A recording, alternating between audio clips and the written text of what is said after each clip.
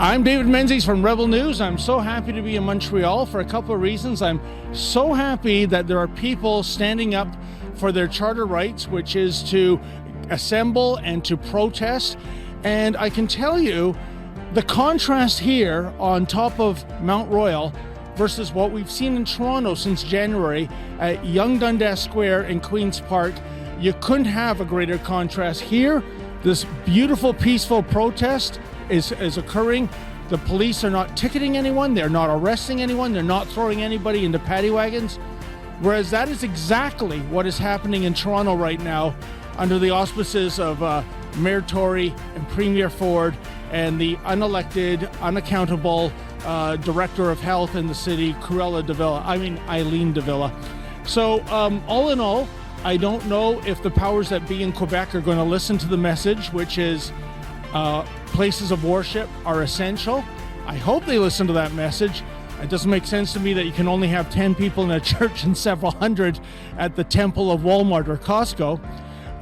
But they should listen to it because there's absolutely no science that prevents people from congregating in a church versus a big box store. So let's remain hopeful in the days and weeks ahead.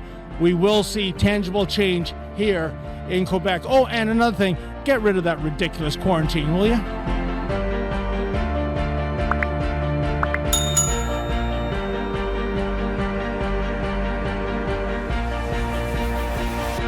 Well, folks, I'm with George Antonios with the Hope Baptist Church. And so, George, what brings you out to this rally today? What is it all about? Well, we wanted to get together with some churches as pastors and just organize this by God's grace because this whole government's always talking about discrimination this, discrimination that. So we figured, well, if you can walk in an IKEA, which is not an essential service, although I like IKEA, and rub shoulders with people, why do you have to be limited to 0 person in churches in BC or 10 people in Montreal? You know, that's a great point. From the beginning of this pandemic, we've been told by governments, by bureaucracies, by chief medical health officers, all the decisions are predicated on science. So how is it that only 10 are allowed in a church that might suit 1,200 people, but hundreds can go into a Walmart or a Costco? Well, to me it makes sense. If you're scientific enough to believe that we came from monkeys, you can come up with pretty much anything. So I'll believe anything they'll say at this point in their own reason. But yeah, it makes no sense. I'd like to say something as an immigrant to this country. Okay? I come from the Middle East. I come from an Arab country. And this world's not our home. As Christians, I get that, but I'll tell you what I appreciate about Canada and the United States. Few people know this. The American Constitution, on which the Canadian Constitution was based, for the first time in the history of mankind, to guarantee in writing the freedom of the press, which is what you're doing good work, freedom of religion, freedom of expression. That happened because a Baptist pastor called John Leland shook hands with James Madison and said Virginia will only ratify the Constitution if the states agree to amend the Constitution to guarantee those rights for everybody. So if you're an atheist and you're listening to this, even if you're a Satanist and you have the freedom to be that in Canada, it's because of Bible-believing, born-again Christians. You know, it's interesting because I see the most predominant sign is the one behind you, Pastor, which says churches are essential, but it doesn't seem like governments the world over think churches or other places of worship are essential. Well, that's right, because we know government is an insatiable beast that always wants more power. The reason why communism is so much against the church is simple. Communism is against anything where you would put your loyalty before government. So government sees the church in direct competition with itself, even though we're not. We're law-abiding citizens. But if you're going to be more loyal to God than the government, then the government has a problem with that. And, you know, you raise a good point. I mean, if you look at the rise of communism in so many countries, usually it is predicated on a crisis. There's some kind of real or manufactured crisis, and the government says this is why we have to temporarily suspend your rights which never come back. Do you kind of get a vibe that's what's going on here? I do get a vibe of that. That's why we're concerned, because even if there's a real crisis, we know that mankind by nature is sinful and they're going to use a crisis to further their ends. I would say this also on the other hand, all right? So as a born-again Christian, as a pastor that reads his Bible, I also know anytime you read of pestilence in the Bible, it's a judgment of God. There is something to be said with the fact that we're always complaining about the government, but you know what? God gives us the leaders we deserve to. How many of us too have been in the book? How many of us are put TV before the Bible? We put our pleasures before pleasing God and believing the gospel of the Lord Jesus Christ. So if you're going to reject God, God says, okay, you don't want me, then I'm taking the freedom away too, and I'll use this crisis, and I'll use the devices of evil men to take away your liberty. That's a very interesting take. Tell me too, I guess the real reason behind this is to, I guess, bend the ear of government, Pastor, to try to have them have more liberal rules in terms of church attendance. You have hundreds of people in the street. Not that I see anyone from the mainstream media here in Montreal. God forbid they should cover this. Do you see your message getting through? Do you see you influencing government to let more people into houses of worship to worship? Yes, and I have a concrete example of that. 2 weeks ago, it was just a few of us spontaneously showed up.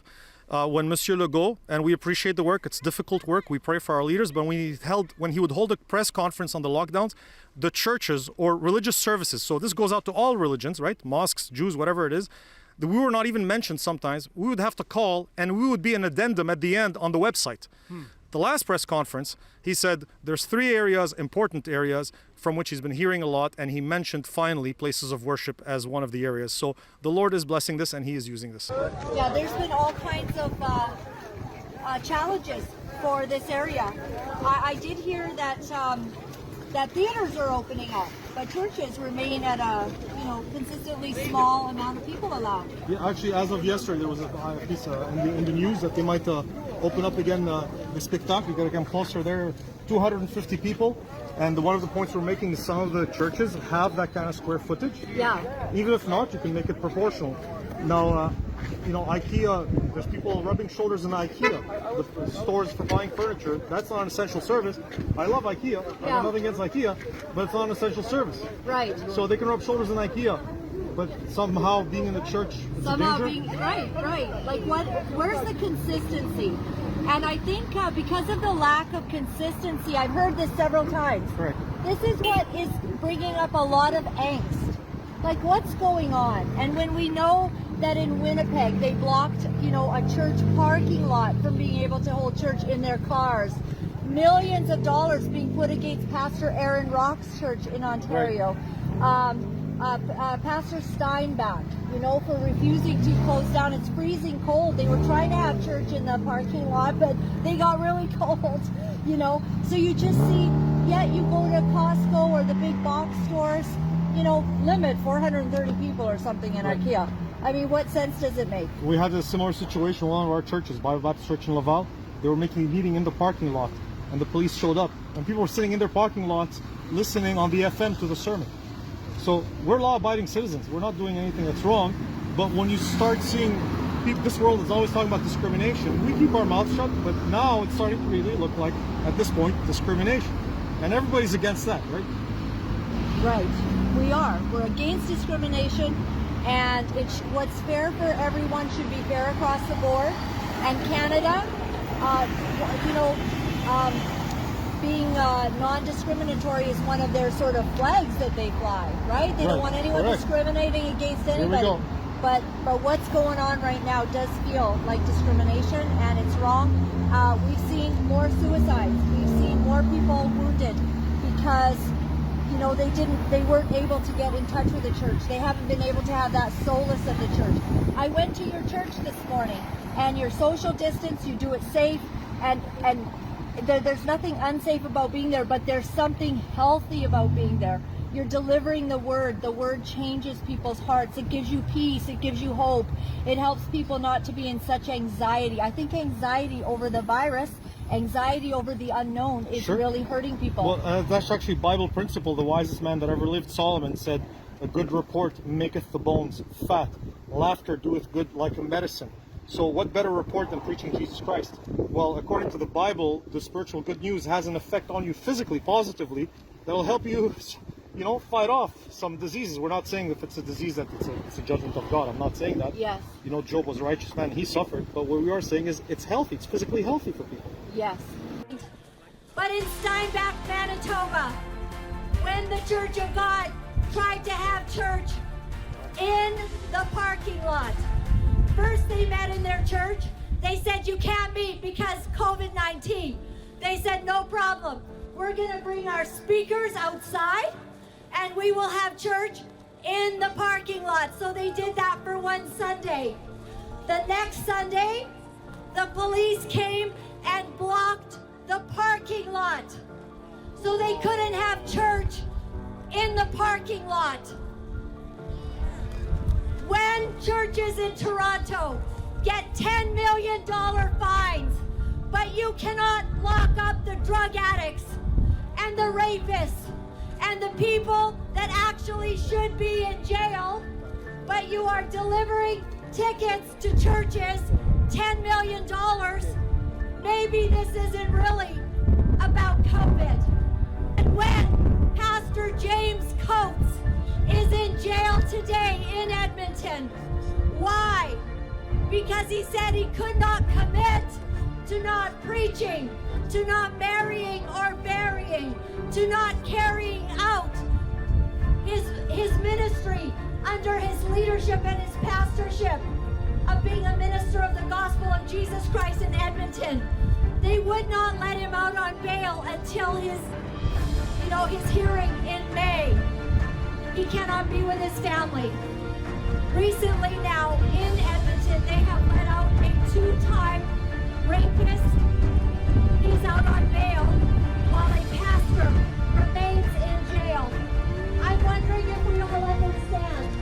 And maybe we need the churches across Canada and in this city and in Toronto and in Manitoba and in Saskatchewan, Alberta and British Columbia. It's time to come together. Yes. Because if we do not stand now, then when? Well, folks, the protest march has ended here at the summit of Mount Royal, overlooking Montreal's downtown. Whether or not the powers that be will take heed of the message that places of worship are essential, that remains to be seen in the days and weeks ahead. For some reason, so many people in government and the bureaucracy don't deem places of worship to be essential. But when it comes to the Church of Costco or the Temple of Walmart, that's a different story. But the one positive thing is that the Montreal police, to my knowledge, did not ticket nor arrest anyone, even though they had the law on their side to do so in terms of lack of social distancing. So a tip of the toque to the Montreal Police Service, and maybe a call out to Mayor Tory and Cruella de Villa and Premier Ford. We have seen since January disgraceful policing behavior at Yonge Dundas Square and Queen's Park. Well, look around you. This is what a peaceful protest looks like. This is what it looks like for people to exercise their rights. Please, Mayor Tory, take notes. Oh, Canada, our home and native land, true faith.